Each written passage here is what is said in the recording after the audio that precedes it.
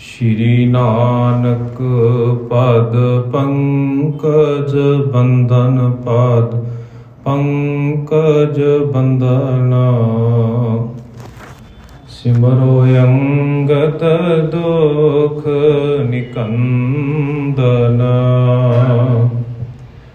ਅਮਰਦਾਸ ਗੁਰ ਹਿਰਦੇ ਧਿਆਵੋ ਹਿਰਦੇ ਧਿਆਵੋ। ਸ਼੍ਰੀ ਗੁਰੂ ਰਾਮਦਾਸ ਗੁਣ ਗਾਵੋ। ਸ਼੍ਰੀ ਅਰਜਨ ਬਿਗਨਨ ਕੇ ਨਾਸ਼ਕ ਬਿਗਨਨ ਕੇ ਨਾਸ਼ਕ। ਹਰ ਗੋਬਿੰਦ ਸੁਭ ਸਮਤ ਪ੍ਰਕਾਸ਼ਕ। ਸ਼੍ਰੀ ਹਰਿ ਰਾਏ ਨਮੋ ਕਰ ਜੋਰੀ ਨਮੋ ਕਰ ਜੋਰੀ। ਗੁਰ ਹਰਿ ਕ੍ਰਿਸ਼ਨ ਮਨਾਏ ਬਹੋਰੀ। ਤੇਗ ਬਹਾਦਰ ਪਰਮ ਕਿਰਪਾਲਾ ਪਰਮ ਕਿਰਪਾਲਾ। ਸ਼੍ਰੀ ਗੁਰੂ ਗੋਬਿੰਦ ਸਿੰਘ ਵਿਸਾਲਾ। ਤਰੋਂ ਤਰਾਂ ਪਰ ਪੁਨ ਪੁਨ ਸੀਸਾ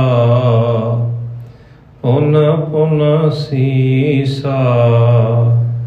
ਬੰਦੋਂ ਬਾਰ ਬਾਰ ਜਗਦੀਸ਼ਾ। ਜਿਸ ਮਹਿ ਅੰਮ੍ਰਿਤ ਗਿਆਨ ਹੈ ਮਾਨਕ ਭਗਤ ਬੈਰਾਗ।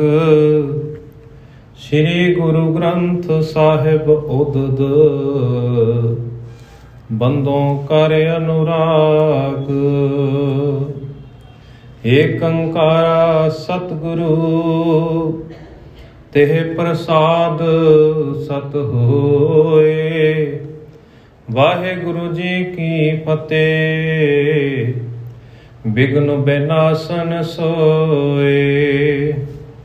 ਵਾਹਿਗੁਰੂ ਜੀ ਕੀ ਫਤਿਹ। ਬਿਘਨ ਬਿਨਾਸਨ ਸੋਏ। ਸੁਨ ਕਰ ਬਚ ਹਰਦਿਆਲ ਰਸਾਲਾ। ਫੁਲ ਕਾਵਲ ਤਨ ਹਰਖ ਵਿਸਾਲਾ। ਜੁਗੋ ਜੁਗ ਅਟਲ ਸਾਹਿਬ ਸ੍ਰੀ ਗੁਰੂ ਗ੍ਰੰਥ ਸਾਹਿਬ ਜੀ ਮਹਾਰਾਜ ਜੀ ਦੀ ਪਾਵਨ ਪਵਿੱਤਰ ਹਜ਼ੂਰੀ ਅੰਦਰ ਹਾਜ਼ਰੀਆਂ ਭਰੇ ਸਤਿਕਾਰਯੋਗ ਸਤਸੰਗੀ ਜਨੋ, ਸਾਹਿਬਾਂ ਨੂੰ ਸੀਸ ਝੁਕਾਉਂਦੇ ਹਾਂ ਫਤਿਹ ਪ੍ਰਵਾਨ ਕਰੋ। ਆਖੋ ਜੀ ਵਾਹਿਗੁਰੂ ਜੀ ਕਾ ਖਾਲਸਾ ਵਾਹਿਗੁਰੂ ਜੀ ਕੀ ਫਤਿਹ। ਜਿਸ ਤਰ੍ਹਾਂ ਆਪ ਸਭ ਜਾਣਦੇ ਹੋ ਕਿ ਅਸੀਂ ਪਿਛਲੇ ਦੀਵਾਨਾਂ 'ਚ ਜੋ ਧੰਨ ਗੁਰੂ ਨਾਨਕ ਸਾਹਿਬ ਜੀ ਮਹਾਰਾਜ ਜੀ ਦੇ ਜੀਵਨ ਦੇ ਬਾਬਤ,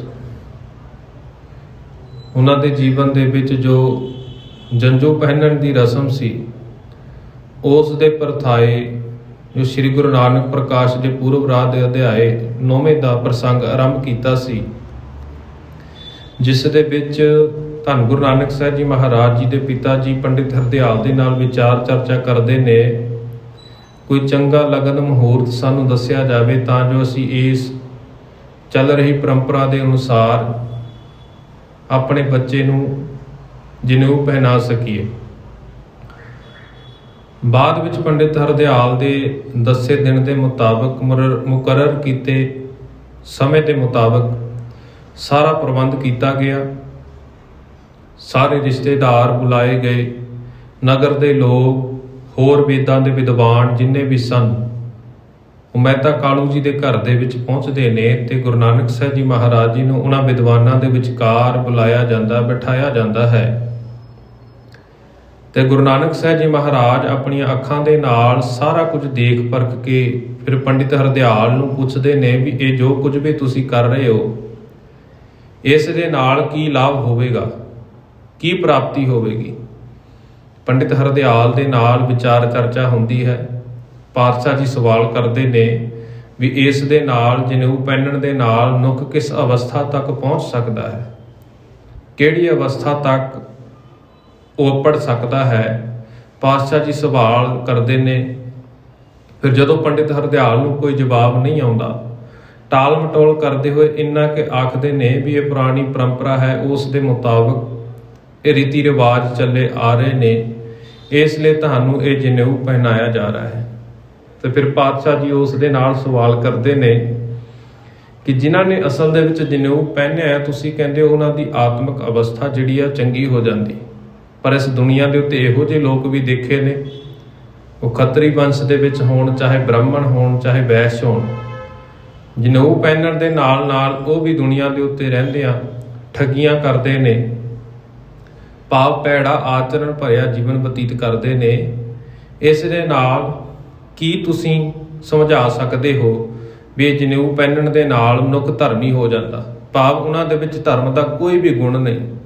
ਫਿਰ ਪੰਡਿਤ ਹਰਦਿਆਲ ਪਾਤਸ਼ਾਹ ਜੀ ਦੇ ਸਨਮੁਖ ਬੇਨਤੀ ਕਰਦਾ ਹੈ ਵੀ ਤੁਸੀਂ ਮੈਨੂੰ ਸਮਝਾ ਦਿਓ, ਤੁਸੀਂ ਸਾਨੂੰ ਸਮਝਾਉਣਾ ਕਰੋ ਵੀ ਕਿਹੜਾ ਜਨੇਊ ਧਾਰਨ ਕਰਨਾ ਚਾਹੀਦਾ ਜਿਸ ਦੇ ਨਾਲ ਮਨੁੱਖ ਇਹੋ ਜਿਹੇ ਨਰਕਾਂ ਭਰੀ ਜੀਵਨ ਤੋਂ ਛੁਟਕਾਰਾ ਪਾ ਸਕੇ ਤੇ ਅਸਲ ਦੇ ਵਿੱਚ ਧਰਮੀ ਹੋ ਸਕੇ। ਫਿਰ ਪਾਤਸ਼ਾਹ ਜੀ ਸ਼ਲੋਕ ਉਚਾਰਨ ਕਰਦੇ ਨੇ ਜੋ ਅਸੀਂ ਰੋਜ਼ਾਨਾ ਆਸਾ ਦੀ ਵਾਰ ਦੇ ਵਿੱਚ ਵੀ ਸਰਵਣ ਕਰਦੇ ਹਾਂ। ਦਇਆ ਕਪਾ ਸੰਤੋਖ ਸੂਤ ਜਤ ਗੰਢੀ ਸਤ ਵੱਟ, ਇਹ ਜਨੇਊ ਜੀ ਕਾ ਹੀ ਤਾਂ ਪਾਂਡੇ ਕੱਤ। ਤੇ ਪਾਤਸ਼ਾਹ ਜੀ ਫਿਰ ਸਮਝਾਉਣਾ ਕਰਦੇ ਨੇ ਕਿ ਹੇ ਪਾਂਦੇ, ਜੀਵਨ ਦੇ ਵਿੱਚ ਜੇਕਰ ਤੁਸੀਂ ਇਹ ਧਾਗੇ ਦਾ ਬਣਿਆ ਹੋਇਆ ਕਪਾਹ ਦਾ ਕੱਤਿਆ ਹੋਇਆ ਜਨੇਊ ਪਹਿਨਦੇ ਹੋ, ਇਸ ਦੇ ਨਾਲ ਨਾਲ ਤੁਹਾਡੇ ਜੀਵਨ ਦੇ ਵਿੱਚ ਦਇਆ, ਸੰਤੋਖ, ਸਬਰ ਤੇ ਸੱਚ ਹੋਣਾ ਲਾਜ਼ਮੀ ਹੈ। ਜੇਕਰ ਇਹ ਚੰਗੇ ਗੁਣ ਤੁਹਾਡੇ ਜੀਵਨ ਦੇ ਵਿੱਚ ਹੋਣਗੇ ਤਾਂ ਤੁਹਾਡੀ ਆਤਮਾ ਜਿਹੜੀ ਹੈ ਪਵਿੱਤਰ ਹੋ ਸਕਦੀ। ਤੁਹਾਡੀ ਆਤਮਾ ਦੇ ਵਿੱਚ, ਤੁਹਾਡੀ ਮਨ ਦੇ ਵਿੱਚ ਆਤਮਾ ਕਰਕੇ ਆਤਮਿਕ ਤੌਰ ਦੇ ਉੱਤੇ ਇਹਨਾਂ ਗੁਣਾਂ ਦਾ ਹੋਣਾ ਜ਼ਰੂਰੀ ਹੈ। ਸਰੀਰ ਦੇ ਉੱਤੇ ਕਪਾਹ ਦਾ ਜਨੇਊ ਧਾਰਨ ਕੀਤਾ, ਆਤਮਿਕ ਤੌਰ ਦੇ ਉੱਤੇ ਤੁਸੀਂ ਇਹਨਾਂ ਗੁਣਾਂ ਦਾ ਜਨੇਊ ਧਾਰਨ ਕਰੋਗੇ ਤਾਂ ਤੁਸੀਂ ਧਰਮੀ ਅਖਵਾ ਸਕਦੇ ਹੋ। ਨਹੀਂ ਤਾਂ ਫਿਰ ਪਾਤਸ਼ਾਹ ਜੀ ਕਹਿੰਦੇ ਨੇ ਇਹ ਸਾਰਾ ਕੁਝ ਮੂਰਖ ਲੋਕ ਜਿਹੜੇ ਸਾਰਾ ਕੁਝ ਕਾਰਜ ਕਰਦੇ ਨੇ, ਮੂਰਖਾਂ ਦੇ ਵਾਂਗ ਇੱਕ ਦਿਖਾਵਾ ਹੀ ਕਰਦੇ ਨੇ। ਇੱਥੋਂ ਤੱਕ ਦਾ ਪ੍ਰਸੰਗ ਅਸੀਂ ਪਿਛਲੇ ਦੀਵਾਨਾਂ ਦੇ ਵਿੱਚ ਸਰਵਣ ਕਰ ਚੁੱਕੇ ਹਾਂ। ਆਓ ਅੱਜ ਦੇ ਪ੍ਰਸੰਗ ਦੀ ਆਰੰਭਤਾ ਕਰਨ ਤੋਂ ਪਹਿਲਾਂ ਗੁਰੂ ਨਾਨਕ ਸਾਹਿਬ ਜੀ ਮਹਾਰਾਜ ਜੀ ਦੇ ਚਰਨਾਂ ਦੇ ਵਿੱਚ ਸੀਸ ਝੁਕਾਉਂਦਿਆਂ ਹੋਇਆਂ ਆਪਣੀ ਰਸਨਾ ਤੋਂ ਉਚਾਰਨ ਕਰੀਏ ਜੀ। ਧੰਨ ਧੰਨ ਸਾਹਿਬ ਸ੍ਰੀ ਗੁਰੂ ਨਾਨਕ ਸਾਹਿਬ ਜੀ ਮਹਾਰਾਜ, ਧੰਨ ਧੰਨ ਸਾਹਿਬ ਸ੍ਰੀ ਗੁਰੂ ਨਾਨਕ ਸਾਹਿਬ ਜੀ ਮਹਾਰਾਜ। ਸੁਣ ਕਰ ਬਚ ਹਰਦਿਆਲ ਰਸਾਲਾ, ਪੁਲ ਕਾਵਲ ਤਨ ਹਰਖ ਵਿਸਾਲਾ। ਤੇ ਜਦੋਂ ਪਾਤਸ਼ਾਹ ਜੀ ਫਿਰ ਪੰਡਿਤ ਹਰਦਿਆਲ ਦੇ ਸਵਾਲਾਂ ਦਾ ਜਵਾਬ ਦਿੰਦੇ ਨੇ ਵੀ ਇਹ ਜਿਹੜਾ ਜਨੇਊ ਤੁਸੀਂ ਪਹਿਨਾਉਂਦੇ ਹੋ ਨਾ, ਇਹ ਮਨੁੱਖ ਦੇ ਨਾਲ ਨਹੀਂ ਜਾਂਦਾ, ਆਤਮਿਕ ਤੌਰ ਦੇ ਉੱਤੇ ਇਹ ਇੱਥੇ ਰਹਿ ਜਾਂਦਾ, ਪਰਲੋਕ ਵਿੱਚ ਇਹ ਮਨੁੱਖ ਦੇ ਨਾਲ ਸਹਾਈ ਨਹੀਂ ਹੁੰਦਾ। ਜਦੋਂ ਮਨੁੱਖ ਦੇ ਸਰੀਰ ਨੂੰ ਲਾਂਬੂ ਲਾਇਆ ਜਾਂਦਾ, ਉਸ ਨੂੰ ਚਿਤਾ ਦੇ ਵਿੱਚ ਪਾਇਆ ਜਾਂਦਾ, ਤਾਂ ਉਸ ਦੇ ਨਾਲ ਹੀ ਇਹ ਜਨੇਊ ਧਾਗੇ ਦਾ ਵੱਟਿਆ ਹੋਇਆ ਜਨੇਊ ਇਹ ਸੜ ਕੇ ਸਵਾਹ ਹੋ ਜਾਂਦਾ। ਤੇ ਇਹ ਸੰਸਾਰ ਵਿੱਚ ਕਹਿੰਦੇ ਨੇ ਅਧੂਰਾ ਕਾਰਜ ਹੈ, ਕੱਚਾ ਕਾਰਜ ਹੈ। ਇਹ ਸਾਰੀ ਵਿਚਾਰ ਸੁਣ ਕੇ ਸੁਣ ਕਰ ਬਚ ਹਰਦਿਆਲ ਰਸਾਲਾ, ਪੁਲ ਕਾਬਲ ਤਨ ਹਰਖ ਵਿਸਾਲਾ। ਪੰਡਿਤ ਹਰਦਿਆਲ ਜੀ ਨੇ ਜਦੋਂ ਗੁਰੂ ਜੀ ਦੇ ਇਹ ਵਚਨ ਸੁਣੇ ਨਾ, ਤਾਂ ਪ੍ਰੇਮ ਦੇ ਰੰਗ ਦੇ ਵਿੱਚ ਪੰਡਿਤ ਹਰਦਿਆਲ ਜਿਹੜਾ ਸੀ ਉਹ ਰੰਗਿਆ ਗਿਆ। ਪਾਤਸ਼ਾਹ ਜੀ ਦੇ ਇਹਨਾਂ ਵਚਨਾਂ ਦੇ ਨਾਲ, ਪਾਤਸ਼ਾਹ ਜੀ ਦੀ ਇਹਦੇ ਵਿਚਾਰ ਦੇ ਨਾਲ ਅਸਲ ਦੇ ਵਿੱਚ ਪੰਡਿਤ ਹਰਦਿਆਲ ਸਹਿਮਤ ਹੋ ਗਿਆ ਵੀ ਭਾਈ ਗੱਲ ਸੱਚੀ ਹੈ, ਗੱਲ 16 ਆਨੇ ਸੱਚ ਹੈ ਵੀ ਜੇਕਰ ਆਤਮਿਕ ਤੌਰ ਦੇ ਉੱਤੇ ਤੁਸੀਂ ਸੁਧਾਰ ਨਹੀਂ ਕੀਤਾ, ਬਾਹਰੀ ਤੌਰ ਦੇ ਉੱਤੇ ਤੁਹਾਡਾ ਧਾਰਮਿਕ ਪਹਿਰਾਵਾ ਪਹਿਨਿਆ ਹੋਇਆ ਕਿਸੇ ਵੀ ਕਾਰਜ ਦਾ ਨਹੀਂ। ਮੈਂ ਪੂਰਬ ਜੋ ਗਿਰਾ ਉਬਾਚੀ, ਬਿਨ ਸੰਸੈ ਸੋ ਪੀ ਸਭ ਸਾਚੀ। ਤੇ ਫਿਰ ਜਦੋਂ ਪੰਡਿਤ ਹਰਦਿਆਲ ਨੇ ਸਾਰੇ ਵਚਨ ਸੁਣੇ ਨਾ, ਤੇ ਉਹ ਖੁਸ਼ੀ ਦੇ ਵਿੱਚ ਉਸ ਦੇ ਰੋਮ ਰੋਮ ਜਿਹੜੇ ਖਿੜ ਉੱਠੇ, ਮਨ ਦੇ ਵਿੱਚ ਬਹੁਤ ਖੁਸ਼ੀ ਮਨਾਉਂਦਾ ਹੈ ਵੀ ਕਹਿੰਦਾ ਮੈਂ ਪੂਰਬ ਦਾ ਭਾਵ ਹੈ ਪਹਿਲਾਂ, ਵੀ ਪਹਿਲਾਂ ਜੋ ਗੱਲ ਕਹੀ ਸੀ ਨਾ ਮੈਂ ਇਹਨਾਂ ਦੇ ਟੱਬਰ ਨੂੰ, ਇਹਨਾਂ ਦੇ ਪਰਿਵਾਰ ਨੂੰ, ਇਸ ਬੱਚੇ ਦੇ ਬਾਬਤ ਜੋ ਮੈਂ ਭਵਿੱਖਬਾਣੀ ਕੀਤੀ ਸੀ, ਉਸ ਦੇ ਮੁਤਾਬਿਕ ਜੋ ਕੁਝ ਵੀ ਮੈਂ ਕਿਹਾ ਸੀ, ਬਿਨ ਸੰਸੈ ਸੋ ਪੀ ਸਭ ਸਾਚੀ, ਵੀ ਕਿਸੇ ਸ਼ੱਕ ਤੋਂ ਬਗੈਰ, ਬਿਨਾਂ ਕਿਸੇ ਸੰਸ਼ੇ ਤੋਂ ਉਹ ਸਾਰੀ ਦੀ ਸਾਰੀ ਜਿਹੜੀ ਵਿਚਾਰ ਹੈ ਉਹ ਸੱਚੀ ਹੈ। ਕਿਉਂਕਿ ਪੰਡਿਤ ਹਰਦਿਆਲ ਨੇ ਇਹ ਆਖਿਆ ਸੀ ਨਾ, ਪੰਡਿਤ ਹਰਦਿਆਲ ਨੇ ਇਹ ਬਚਨ ਆਖੇ ਸੀ ਜਦੋਂ ਭਵਿੱਖਬਾਣੀ ਕੀਤੀ। ਜਦੋਂ ਭਗਵਤਰੀ ਤਿਆਰ ਕਰਦੇ ਹੈ ਨਾ ਗੁਰੂ ਨਾਨਕ ਸਾਹਿਬ ਜੀ ਮਹਾਰਾਜ ਜੀ ਦੀ, ਫਿਰ ਉਹ ਪੰਡਿਤ ਮਹਿਤਾ ਕਾਲੂ ਜੀ ਦੇ ਨਾਲ ਵਿੱਚ ਵਿਚਾਲੇ ਵਿਚਾਰ ਚਰਚਾ ਹੁੰਦੀ ਵੀ ਤੁਹਾਡੇ ਪੁੱਤਰ ਦੀ ਜਿਹੜੀ ਮਹਿਮਾ ਹੈ ਨਾ ਉਹ ਹਰ ਕੋਈ ਨਹੀਂ ਜਾਣ ਸਕਦਾ। ਤੁਹਾਡੇ ਪੁੱਤਰ ਦੀ ਮਹਿਮਾ ਕੋਈ ਵਿਰਲਾ ਹੀ ਹੋਵੇਗਾ ਜਿਹੜੀ ਇਸ ਮਹਿਮਾ ਨੂੰ ਸਮਝ ਸਕੇਗਾ। ਹੁਣ ਪੰਡਿਤ ਹਰਦਿਆਲ ਆਪਣੇ ਮਨ ਦੇ ਵਿੱਚ ਉਹ ਸਾਰੀ ਵਿਚਾਰ ਚਰਚਾ ਚੇਤੇ ਕਰਦਾ ਆਖਦਾ ਹੈ ਵੀ ਮੈਂ ਉਹ ਗੱਲ ਜਿਹੜੀ ਆਖੀ ਸੀ ਨਾ ਉਹ ਗੱਲ ਬਿਲਕੁਲ ਸੱਚੀ ਸੀ, ਉਸੇ ਤਰ੍ਹਾਂ ਹੀ ਸਾਰਾ ਕੁਝ ਹੋ ਰਿਹਾ। ਹੁਣ ਇਸ ਗੱਲ ਦੇ ਨਾਲ ਮੈਂ ਵੀ ਸਹਿਮਤ ਹਾਂ। ਹਾਲਾਂਕਿ ਉਹ ਜਿੰਨੀ ਵੀ ਧਾਰਮਿਕ ਮੰਡਲੀ ਉੱਥੇ ਬੈਠੀ ਸੀ ਨਾ, ਧਾਰਮਿਕ ਬਿਰਤੇ ਵਾਲੇ ਪੰਡਿਤ ਬ੍ਰਾਹਮਣ ਵੇਦਾਂ ਦੇ ਜਿਹੜੇ ਵਿਦਵਾਨ ਬੈਠੇ ਸਨ, ਸਾਰਿਆਂ ਦੇ ਮਨ ਦੇ ਵਿੱਚ ਤਾਂ ਇਹ ਗੱਲ ਪੱਕੀ ਹੋ ਗਈ ਵੀ ਹਾਂ ਭਾਈ ਇਸ ਦੇ ਨਾਲ ਨਾਲ ਸਾਡੇ ਜੀਵਨ ਦੇ ਵਿੱਚ ਵੀ ਸਾਡਾ ਕਰੈਕਟਰ ਵੀ ਕੁਝ ਚੰਗਾ ਹੋਣਾ ਚਾਹੀਦਾ, ਸਾਡਾ ਕਿਰਦਾਰ ਵੀ ਚੰਗਾ ਹੋਣਾ ਚਾਹੀਦਾ। ਉਹ ਸਾਰੀ ਗੱਲ ਦੇ ਨਾਲ ਪੰਡਿਤ ਹਰਦਿਆਲ ਜਿਹੜਾ ਸੀ ਉਹ ਸਹਿਮਤ ਹੋ ਗਿਆ। ਲੱਖ ਹੈ ਬਿਰਲੇ ਪੋਹ ਅਨਜਾਨਾ, ਜਿਹੇ ਬਚ ਸੁਣ ਮਮ ਮਮ ਠਹਿਰਾਨਾ। ਕਹਿੰਦਾ ਅਜਿਹਾ ਸਾਰਾ ਕੁਝ ਜੋ ਕੁਝ ਵੀ ਮੈਂ ਪਹਿਲਾਂ ਉਚਾਰਿਆ ਸੀ, ਜੋ ਕੁਝ ਵੀ ਮੈਂ ਆਖਿਆ ਸੀ ਵੀ ਇਹਨਾਂ ਦੀ ਜਿਹੜੀ ਮਹਿਮਾ ਹੈ ਕੋਈ ਬਿਰਲਾ ਮਨੁੱਖ ਹੀ ਸਮਝ ਸਕੇਗਾ, ਹਰ ਕੋਈ ਵੀ ਇਹਨਾਂ ਦੀ ਮਹਿਮਾ ਤੋਂ ਨਹੀਂ ਸਮਝ ਸਕੇਗਾ। ਬਹੁਤੇ ਲੋਕ ਇਹਨਾਂ ਦੀ ਮਹਿਮਾ ਤੋਂ, ਇਹਨਾਂ ਦੀ ਵਡਿਆਈ ਤੋਂ ਅਣਜਾਣ ਰਹਿ ਜਾਣਗੇ। ਕਹਿੰਦੇ ਜਿਹੇ ਬਚ ਸੁਣ ਮਮ ਮਨ ਠਹਿਰਾਨਾ, ਇਹ ਪਾਤਸ਼ਾਹ ਜੀ ਦੇ ਬਚਨ ਸੁਣ ਕੇ ਮੈਂ ਮਨ ਦੇ ਵਿੱਚ ਟਿਕਾ ਲਏ ਨੇ। ਮੈਂ ਆਪਣੇ ਮਨ ਦੇ ਵਿੱਚ ਇਹ ਗੱਲ ਹੁਣ ਸਾਰੀ ਪੱਕੀ ਕਰ ਲਈ ਹੈ ਕਿ ਮਨੁੱਖ ਦਾ ਕਿਰਦਾਰ ਵੀ ਸੱਚਾ ਹੋਣਾ ਚਾਹੀਦਾ, ਆਚਰਣ ਵੀ ਸੱਚਾ ਸੁੱਚਾ ਹੋਣਾ ਚਾਹੀਦਾ ਹੈ। ਹਉ ਸੋ ਕਿਰਤਾਰਥ ਬੰਸ ਸਮੇਤਾ, ਪਾਜੈ ਮਾਨ ਬ੍ਰਹਮੰਡ ਨਿਕੇਤਾ। ਤੇ ਇਸੇ ਤਰ੍ਹਾਂ ਫਿਰ ਪੰਡਿਤ ਹਰਦਿਆਲ ਜੀ ਆਖਦੇ ਨੇ ਕਿ ਮੈਂ ਆਪਣੀ ਵੰਸ਼ ਆਪਣੀ ਪਰਿਵਾਰ ਦੇ ਸਮੇਤ ਧਨ ਹੋ ਗਿਆ, ਮੇਰਾ ਪਰਿਵਾਰ ਵੀ ਤਰਿਆ ਗਿਆ। ਇਹਨਾਂ ਦੇ ਬਚਨ ਸੁਣ ਕੇ ਜਿੱਥੇ ਮੈਂ ਇਸ ਭਵ ਸਾਗਰ ਤੋਂ ਤਰਿਆ ਨਾ, ਇਸ ਦੇ ਨਾਲ ਨਾਲ ਮੇਰਾ ਜਿਹੜਾ ਕੁਟੰਬ ਸੀ, ਸਾਰਾ ਪਰਿਵਾਰ ਸੀ, ਸਾਰੀ ਵੰਸ਼ ਸੀ, ਉਸ ਦਾ ਵੀ ਕਲਿਆਣ ਹੋਇਆ ਹੈ। ਪਾਜੈ ਮਾਨ ਬ੍ਰਹਮੰਡ ਨਿਕੇਤਾ, ਕਿ ਕਹਿੰਦੇ ਜਿਹੜੇ ਬ੍ਰਹਮੰਡ ਦਾ ਜੋ ਘਰ ਨੇ ਅਰਥਾਤ ਸਾਰੀ ਬ੍ਰਹਮੰਡ ਸਾਰੀ ਸ੍ਰਿਸ਼ਟੀ ਦਾ ਆਸਰਾ ਨੇ ਧੰਨ ਗੁਰੂ ਨਾਨਕ ਸਾਹਿਬ ਜੀ ਮਹਾਰਾਜ। ਕਹਿੰਦੇ ਹੁਣ ਉਹ ਮੇਰੇ ਗੁਰੂ ਹੋ ਗਏ, ਕਿਉਂਕਿ ਜਦੋਂ ਪਾਤਸ਼ਾਹ ਜੀ ਆਖਦੇ ਨੇ ਨਾ ਆਪਣੀ ਪਾਵਨ ਬਾਣੀ ਦੇ ਵਿੱਚ, ਕਹਿੰਦੇ ਚੌਂਕੜ ਮੁੱਲ ਅਨਾਇਆ ਬੈ ਚੌਂਕੇ ਪਾਇਆ, ਸਿੱਖਾ ਕੰਨ ਚੜਾਈਆ ਗੁਰ ਬ੍ਰਾਹਮਣ ਥੀਆ। ਕਿ ਜਦੋਂ ਅਸਲ ਦੇ ਵਿੱਚ ਜਨੇਊ ਪਹਿਨਾਇਆ ਜਾਂਦਾ ਨਾ ਕਿਸੇ ਨੂੰ ਵੀ, ਤਾਂ ਜਨੇਊ ਪਹਿਨਣ ਦੇ ਸਮੇਂ ਜਿਹੜਾ ਵੀ ਪੁਜਾਰੀ ਜਾਂ ਪੰਡਿਤ ਵਿਪਰ ਆ ਕੇ ਜਨੇਊ ਪਹਿਨਣ ਦੀ ਰਸਮ ਅਦਾ ਕਰਦਾ, ਅਸਲ ਦੇ ਵਿੱਚ ਕੰਨ ਦੇ ਵਿੱਚ ਇੱਕ ਸਿੱਖਿਆ ਦੇ ਕੇ ਜਾਂਦਾ। ਤੇ ਇਸੇ ਤਰ੍ਹਾਂ ਹੁਣ ਬ੍ਰਾਹਮਣ ਆਖਦਾ ਹੈ, ਪੰਡਿਤ ਹਰਦਿਆਲ ਆਖਦਾ ਵੀ ਇਹਨਾਂ ਦੇ ਬਚਨ ਸੁਣ ਲਏ ਨੇ ਵੀ ਮੈਂ ਜਿਹੜੀ ਸਿੱਖਿਆ ਇਹਨਾਂ ਨੂੰ ਦੇਣੀ ਸੀ ਤੇ ਆਖਣਾ ਸੀ ਵੀ ਮੈਂ ਤੁਹਾਡਾ ਗੁਰੂ ਹਾਂ, ਤੇ ਇਹਨਾਂ ਦੇ ਬਚਨ ਸੁਣ ਕੇ ਮੈਂ ਸਗੋਂ ਉਲਟਾ ਇਹਨਾਂ ਨੂੰ ਗੁਰੂ ਧਾਰਨ ਕਰ ਲਿਆ। ਮੈਂ ਇਹਨਾਂ ਦਾ ਸੇਵਕ ਬਣ ਗਿਆ ਹਾਂ, ਜਿਸ ਦੇ ਨਾਲ ਮੇਰਾ ਸਾਰਾ ਪਰਿਵਾਰ ਵੀ ਇਹਨਾਂ ਦੇ ਬਚਨ ਸੁਣ ਕੇ ਹੁਣ ਇਸ ਭਵ ਸਾਗਰ ਤੋਂ ਤਰ ਗਿਆ ਹੈ। ਚੌਪਈ ਅਨੰਦ ਮਗਨ ਮੁਖ ਬੋਲ ਨ ਆਵਾ, ਸੁਣਨ ਬਚਨ ਰੁਚ ਉਪਜਾਵਾ। ਪੰਡਿਤ ਹਰਦਿਆਲ ਜੀ ਪਾਤਸ਼ਾਹ ਜੀ ਦੇ ਕੋਲੋਂ ਬਚਨ ਸੁਣ ਕੇ ਹੁਣ ਕਹਿੰਦੇ ਆਨੰਦਿਤ ਹੋ ਗਿਆ, ਮਨ ਦੇ ਵਿੱਚ ਖੁਸ਼ੀਆਂ ਆ ਗਈਆਂ, ਮਨ ਦੇ ਵਿੱਚ ਖੇੜਾ ਆ ਗਿਆ, ਟਿਕਾ ਆ ਗਿਆ। ਤੇ ਹੁਣ ਕਹਿੰਦੇ ਸੁਣਨ ਬਚਨ ਰੁਚ ਉਪਜਾਵਾ, ਤੇ ਉਸ ਦੀ ਰੁਚੀ ਪਾਤਸ਼ਾਹ ਜੀ ਦੇ ਬਚਨ ਸੁਣਨ ਦੇ ਵਾਸਤੇ ਹੋਰ ਤੀਬਰਤਾ ਦੇ ਨਾਲ ਵੱਧ ਰਹੀ ਹੈ। ਉਹ ਹੋਰ ਪਾਤਸ਼ਾਹ ਜੀ ਦੇ ਕੋਲੋਂ ਬਚਨ ਸਰਵਣ ਕਰਨਾ ਚਾਹੁੰਦਾ ਹੈ, ਤੇ ਹੁਣ ਉਸ ਦੇ ਕੋਲ ਕੁਝ ਬੋਲਿਆ ਵੀ ਨਹੀਂ ਜਾ ਰਿਹਾ, ਨਾ ਹੀ ਕੁਝ ਬੋਲਿਆ ਜਾ ਰਿਹਾ, ਨਾ ਹੀ ਆਖਿਆ ਜਾ ਰਿਹਾ, ਕਿਉਂਕਿ ਪਹਿਲਾਂ ਸਵਾਲ ਜਵਾਬ ਚੱਲ ਰਹੇ ਨਾ। ਪਾਤਸ਼ਾਹ ਜੀ ਦੇ ਕੋਲੋਂ ਉਹ ਬਚਨ ਸਰਵਣ ਕਰਕੇ ਹੁਣ ਉਸ ਦੀ ਬੋਲਤੀ ਬੰਦ ਹੋ ਗਈ, ਉਸ ਨੂੰ ਕੋਈ ਵੀ ਬੋਲਣ ਦੇ ਲਈ ਸ਼ਬਦ ਨਹੀਂ ਮਿਲ ਰਹੇ, ਕੇਵਲ ਤੇ ਕੇਵਲ ਉਹ ਸੁਣਨ ਦੇ ਲਈ ਉਸ ਦੇ ਅੰਦਰ ਜਿਹੜੀ ਤੀਬਰਤਾ ਹੈ ਉਹ ਵੱਧ ਰਹੀ ਹੈ। ਅਨੰਤ ਜਿਦ ਵਿੱਚ ਬੈਸੇ ਸੁਭ ਨੀਤੀ, ਸੋ ਬੋਲੇ ਲਖ ਪਾਸਲ ਰੀਤੀ। ਅਨੰਤ ਜੇ ਦਵਿਜ, ਦਵਿਜ ਦਾ ਭਾਵ ਹੈ ਪੰਡਿਤ, ਅਨੰਤ ਦਾ ਭਾਵ ਹੈ ਹੋਰ। ਕਹਿੰਦੇ ਹੋਰ ਦੂਸਰੇ ਜਿੰਨੇ ਵੀ ਉੱਥੇ ਬ੍ਰਾਹਮਣ ਬੈਠੇ ਸਨ, ਅਨੰਤ ਦਵਿਜ ਵੈਸੇ ਸ਼ੁਭ ਨੀਤੀ, ਜੋ ਵੀ ਸ਼ੁਭ ਨੀਤੀ ਵਿਚਾਰ ਕੇ ਬੈਠੇ ਹੋਏ ਸਨ। ਕਿਉਂਕਿ ਉਹਨਾਂ ਦੇ ਤਾਂ ਮਨ ਦੇ ਵਿੱਚ ਇਹ ਨਹੀਂ ਸੀ ਨਾ ਵੀ ਉਹ ਬੱਚਾ ਸਾਡਾ ਸਾਡੇ ਇਸ ਪੰਡਿਤ ਭਰਾ ਦਾ ਕਿਤੇ ਹੱਥ ਵੀ ਫੜ ਲਏਗਾ, ਸਵਾਲ ਜਵਾਬ ਵੀ ਕਰ ਲਵੇਗਾ। ਕਿਸੇ ਦੇ ਮਨ ਦੇ ਵਿੱਚ, ਚਿੱਤ ਦੇ ਵਿੱਚ ਇਹ ਵਿਚਾਰ ਚਰਚਾ ਨਹੀਂ ਸੀ। ਕਿਸੇ ਨੂੰ ਵੀ ਨਹੀਂ ਪਤਾ ਸੀ ਕਿ ਗੁਰੂ ਨਾਨਕ ਸਾਹਿਬ ਜੀ ਮਹਾਰਾਜ ਜੀ ਨੇ ਇਸ ਸ਼ੁਭ ਦਿਨ ਦੇ ਵਿੱਚ ਕੀ ਕੁਝ ਕਰਨਾ ਹੈ। ਤੇ ਇਸੇ ਤਰ੍ਹਾਂ ਜਿਹੜੀ ਉਹਨਾਂ ਨੇ ਕਹਿੰਦੇ ਸ਼ੁਭ ਨੀਤੀ ਵਿਚਾਰੀ ਸੀ, 100 ਬੋਲੇ ਲੱਖ ਪਾਸ਼ਲ ਰੀਤੀ, ਤੇ ਉਹ ਸਾਰੇ ਫਿਰ ਪੰਡਿਤ ਜਿੰਨੇ ਵੀ ਬ੍ਰਾਹਮਣ ਇਕੱਠੇ ਹੋਏ ਸਨ, ਉਹ ਪ੍ਰਾਚੀਨ ਰੀਤੀ ਭਾਵ ਜਿਹੜੀ ਪੁਰਾਤਨ ਸਮੇਂ ਤੋਂ ਰੀਤ ਚੱਲੀ ਆ ਰਹੀ ਸੀ ਜਨੇਊ ਪਹਿਨਣ ਵਾਲੀ, ਉਸ ਦੇ ਪ੍ਰਮਾਣ ਦੇ ਦੇ ਕੇ ਬਾਲਕ ਨੂੰ ਪਤਿਆ ਰਹੇ ਨੇ। ਧੰਨ ਗੁਰੂ ਨਾਨਕ ਸਾਹਿਬ ਜੀ ਮਹਾਰਾਜ ਜੀ ਨੂੰ ਧੀਰਜ ਦੇ ਰਹੇ ਨੇ, ਉਹਨਾਂ ਨੂੰ ਪਤਿਆ ਰਹੇ ਨੇ ਵੀ ਕਿਸੇ ਨਾ ਕਿਸੇ ਤਰ੍ਹਾਂ ਇਹ ਜਨੇਊ ਪਹਿਨ ਲਵੇ ਤੇ ਸਾਡੀ ਇੱਜ਼ਤ ਜਿਹੜੀ ਹੈ ਉਹ ਬਚ ਜਾਵੇ। ਤੇ ਇਸੇ ਤਰ੍ਹਾਂ ਵਿਚਾਰ ਚਰਚਾ ਉਹ ਸਾਰੇ ਬ੍ਰਾਹਮਣਾਂ ਦੇ ਵਿੱਚ, ਉਹ ਸਾਰੀ ਮੰਡਲੀ ਦੇ ਵਿੱਚ ਚੱਲ ਪਈ ਹੈ। ਓ ਬਾਲਕ ਇਹ ਜਗਿਓ ਪਵਿੱਤਾ, ਵੇਦ ਪੰਥ ਮੈਂ ਗਿਨਿਓ ਪੁਨੀਤਾ।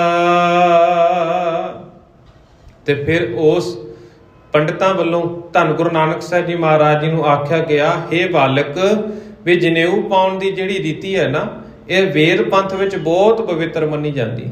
ਇਸ ਦੇ ਨਾਲ ਕੋਈ ਵੀ ਮਨੁੱਖ ਜਿਹੜਾ ਹੈ ਉਹ ਧਰਮੀ ਹੋ ਜਾਂਦਾ, ਉਸ ਦਾ ਜੀਵਨ ਜਿਹੜਾ ਹੈ ਪਵਿੱਤਰ ਹੋ ਜਾਂਦਾ ਹੈ। ਵੇਦ ਪੰਥ ਮੈਂ ਗਿਨਿਓ ਪੁਨੀਤਾ, ਇਹ ਸਾਰੀ ਜਿਹੜੀ ਹੈ ਵੇਦ ਗ੍ਰੰਥ ਦੇ ਅਨੁਸਾਰ, ਵੇਦ ਪੰਥ ਦੇ ਅਨੁਸਾਰ, ਵੇਦਾਂ ਦੇ ਅਨੁਸਾਰ ਇਹ ਸਾਰੀ ਦੀ ਸਾਰੀ ਜਿਹੜੀ ਮਰਿਆਦਾ ਹੈ ਇਹ ਪਵਿੱਤਰ ਸਮਝੀ ਜਾਂਦੀ ਹੈ। ਪਰੰਪਰਾ ਪਾਵਨ ਬਰ ਧਰਮਾ, ਦਿਜ ਬਾਹਜ ਕੋ ਰਾਖਤ ਧਰਮਾ।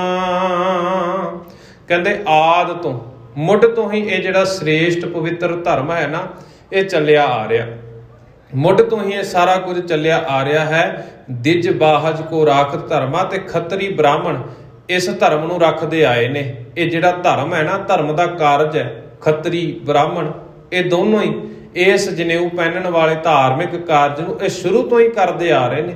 ਇਹ ਮੁੱਢ ਤੋਂ ਹੀ ਪਰੰਪਰਾ ਚੱਲੀ ਆ ਰਹੀ ਹੈ। ਬ੍ਰਹਮਾਦਿਕ ਤੇ ਇਹ ਚੱਲ ਆਵਾ, ਸਨਕ ਸਨੰਦਨ ਸਭ ਪਹਿਰਾਵਾ। ਤੇ ਹੁਣ ਉਹ ਜਿੰਨੇ ਵੀ ਪੰਡਿਤ ਬੈਠੇ ਸਨ, ਸਾਰੇ ਦੇ ਸਾਰੇ ਆਪਸ ਦੇ ਵਿੱਚ ਵਿਚਾਰ ਚਰਚਾ ਕਰਦੇ ਨੇ, ਤੇ ਵਿਚਾਰ ਚਰਚਾ ਕਰਕੇ ਆਪਣਾ ਜਿਹੜਾ ਗਿਆਨ ਹੈ ਉਹ ਗਿਆਨ ਕਿਤੇ ਘਟ ਨਾ ਜਾਵੇ, ਕਿਤੇ ਹੌਲਾ ਨਾ ਪੈ ਜਾਵੇ, ਕਿਤੇ ਸਾਡੀ ਸੰਸਾਰ ਦੇ ਵਿੱਚ ਕਿਤੇ ਸਾਡੇ ਦੇ ਨਾਲ ਲੋਕ ਮਾੜਾ ਨਾ ਆਖਣ ਲੱਗ ਜਾਣ ਵੀ ਇਹਨਾਂ ਨੂੰ ਤਾਂ ਚੰਗਾ ਕੋਈ ਗਿਆਨ ਹੀ ਨਹੀਂ, ਸਾਡੀ ਕਿਤੇ ਇਨਸਲਟ ਨਾ ਹੋ ਜੇ। ਇਸ ਦੇ ਪ੍ਰਥਾਏ ਆਪਣੀ ਇੱਜ਼ਤ ਬਚਾਉਣ ਦੀ ਖਾਤਰ ਉਹ ਹੁਣ ਪੁਰਾਣੇ ਜਿਹੜੇ ਸਮਿਆਂ ਦੇ ਵਿੱਚ ਜੋ ਕੁਝ ਚੱਲਿਆ ਆ ਰਿਹਾ ਉਹ ਉਦਾਹਰਨਾਂ ਦੇ ਰਹੇ ਨੇ।